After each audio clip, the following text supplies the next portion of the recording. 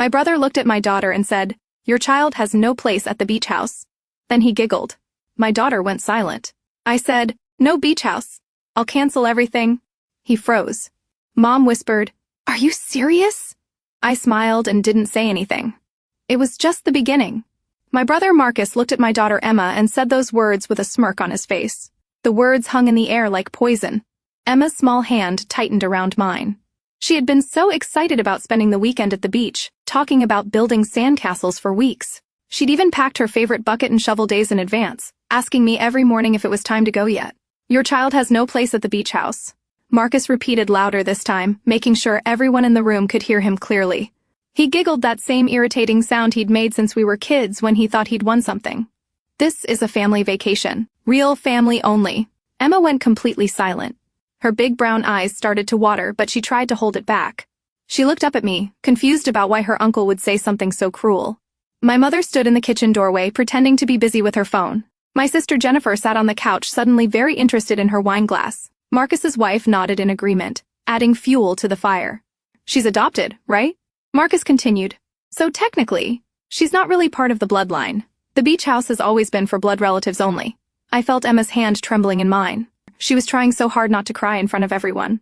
That's when something inside me shifted. Not anger, just clarity. "No beach house then," I said calmly. "I'll cancel everything." Marcus froze mid-laugh. His smile got stuck on his face like someone had pressed pause. My mother's head snapped up from her phone. "Are you serious?" she whispered. I smiled and didn't say anything. I pulled out my phone and started typing. "Wait, what do you mean cancel?" Jennifer finally spoke up, her wine glass forgotten. "The reservations," I said simply. "The whole weekend. Consider it canceled." Marcus recovered his composure and laughed again, but it sounded forced this time. "You can't cancel our family vacation. Stop being dramatic." "Watch me," I said. I picked up Emma and headed toward the door. "Hold on," my mother called out. "Let's not be hasty. Marcus was just joking around." "It didn't sound like a joke to Emma," I said. "And I don't think children should be the target of adult cruelty, joke or not." Marcus rolled his eyes. "Oh, please. You're really going to make a scene because I stated a fact. The beach house belongs to the family. Real family." "You're absolutely right," I agreed. "It does belong to family." Something in my tone made Jennifer sit up straighter. Marcus's wife whispered something to him, but he brushed her off. "So, you understand then?" Marcus said. "The beach house is for us. You can still come. Obviously, just maybe find somewhere else for the kid to stay during our vacation." Emma buried her face in my shoulder. I could feel her tears soaking through my shirt. "I understand perfectly," I said. "I'll make the calls right now." My mother stepped closer. "Sweetheart, maybe we should all calm down and discuss this like adults." "There's nothing to discuss, Mom." Marcus made his position clear. "Emma isn't welcome, so nobody's welcome." That's not what he meant. Jennifer tried to mediate. "He just thinks maybe Emma would be more comfortable somewhere with other kids. You know how boring the beach house can be for children." "She seemed pretty excited about it until 5 minutes ago," I said. Marcus checked his watch dramatically. "Look, I don't have time for this emotional manipulation. We're supposed to leave tomorrow morning. I've already taken time off work. The kids are packed. You're not going to ruin this family vacation because your feelings got hurt." "My feelings are fine," I said.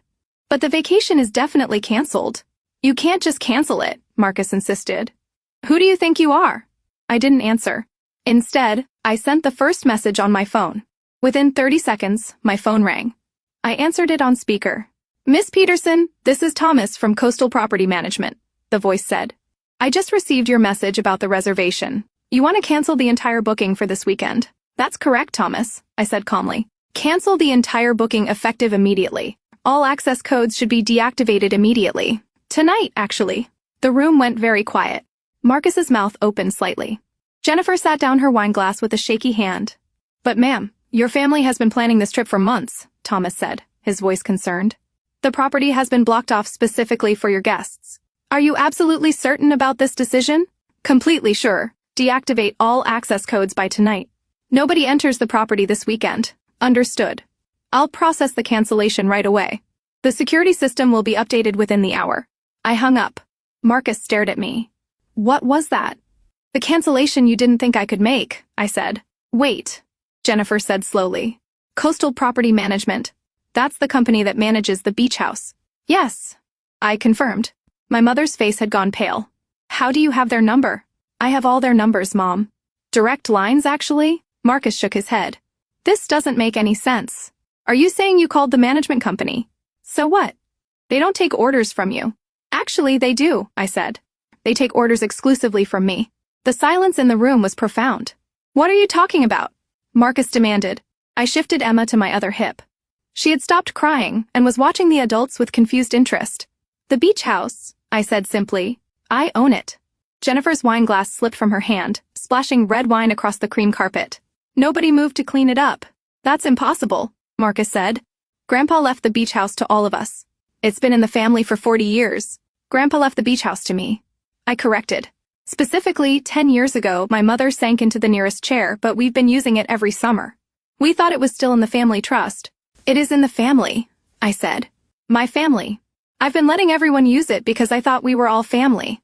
Apparently, I was wrong about who counts as family. Marcus's face turned an interesting shade of red. You're lying. Grandpa would never leave the entire property to just one person. He left it to the grandchild who actually visited him every week for the last 5 years of his life. I said the one who drove him to doctor's appointments, organized his medications, and made sure he wasn't lonely. That was me, Marcus. You visited him twice in those 5 years. This is insane, Jennifer said. Why didn't you tell us?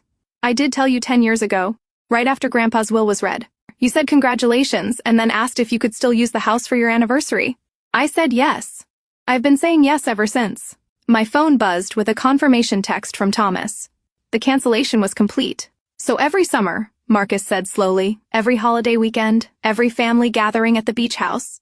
You owned it. Every single one, I confirmed. And you never mentioned it, he said. I mentioned it once. You forgot.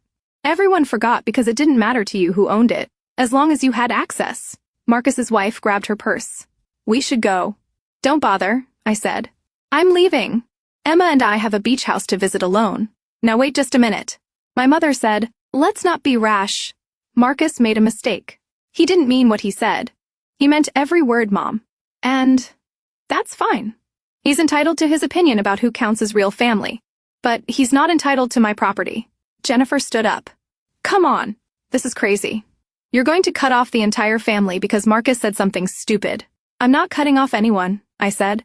I'm simply withdrawing an invitation that was made very clear it wasn't wanted. Marcus said Emma has no place at the beach house.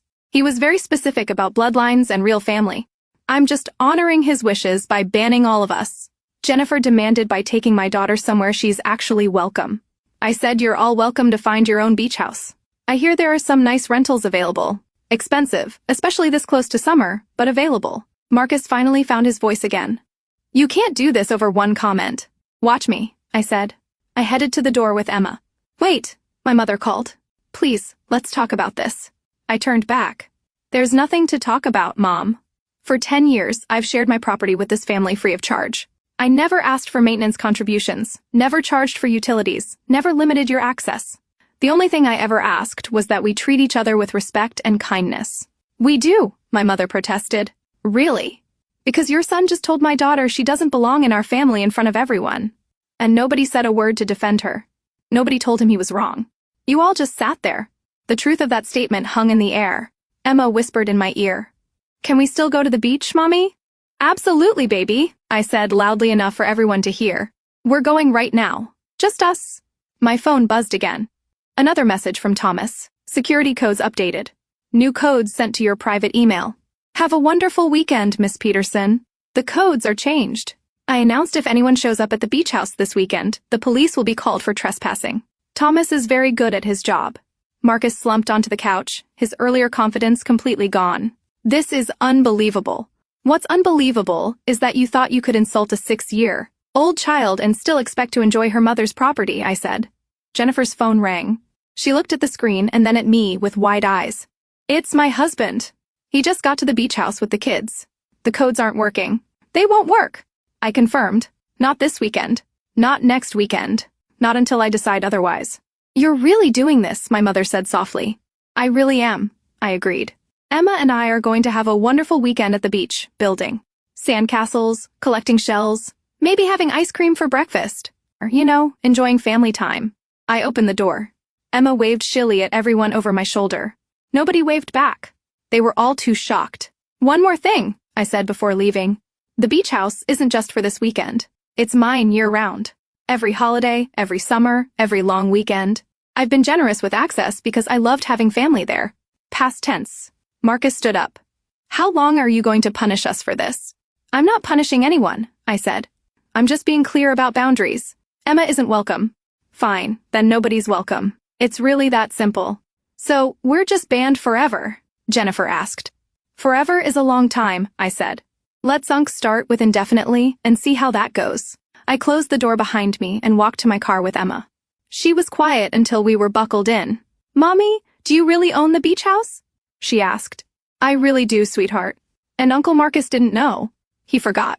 A lot of people forgot. Are they mad at us? They're not mad at you, baby. They're mad at themselves. As we drove away, my phone started buzzing with calls and texts. Marcus, Jennifer, my mother, even my father, who'd been conveniently absent during the whole scene. I let them all go to voicemail. Emma looked out the window at the passing scenery. Are we still going to the beach house? We absolutely are, I promised. Just us. Just us. Is that okay? He thought about it for a moment, then smiled. That sounds perfect, Mommy. And it was. We spent the entire weekend at the beach house. Emma built the biggest sandcastle she'd ever made. We had ice cream for breakfast on Saturday. We watched the sunset from the deck both nights. We collected so many shells that we had to find an extra bag for the drive home. My phone kept buzzing the entire weekend. Messages from Marcus apologizing. Texts from Jennifer trying to mediate voicemails from my mother asking me to reconsider. Even Marcus's wife sent a long message about family forgiveness. I responded to none of them. On Sunday night, as I tucked Emma into bed in one of the beach house bedrooms, she looked up at me with sleepy eyes. This was the best weekend ever, she said. It really was. I agreed.